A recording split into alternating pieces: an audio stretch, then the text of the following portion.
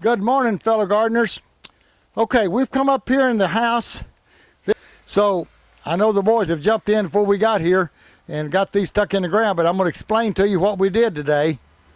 We came in here and we put a half a cup of sustain, a fourth a cup of sea mineral, 2 tablespoons of Epsom salt, 2 tablespoons of lime, and 2 tablespoons of gypsum, okay, in each one of these tubs.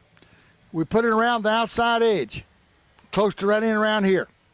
Then you notice we've got a drip tape on top of our buckets under this ground cover. We've got that drip tape on there that we turn on. We hook onto our fertilizer machine, 275 gallon of fertilized water, which is 5 cups of your nature source in that bucket.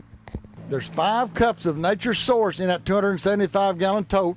We have a 12 volt pump on there that runs off a 12 volt battery that pumps that water in a water hose. We hook onto the end down here and it waters all 4 of these rows at the same time. In about 3 to 5 minutes we can have this house watered. So we drip it, we run it through this drip tape and it drips every 8 inches. Then we cover that over with this ground cover to keep the weeds out. So then we blowed a hole in the center of each one of these buckets. We blowed a hole in the ground cover to put our tomato plant through. We take a hair dryer and we blowed that little hole in there, and now we've stuck our tomato plants down in each one of these holes. And so we've now got our houses started. We've watered them in. They're ready to go, and all we have to do is wait now about 2 weeks, and then we'll water them again. So we'll bring you an update on this couple of weeks from now and see how they're growing. Can I ask you a question, Leon? Yes, ma'am. Go right ahead. What kind of tomatoes are these? I've got two rows of Early Girl and 2 rows of Mountain Spring.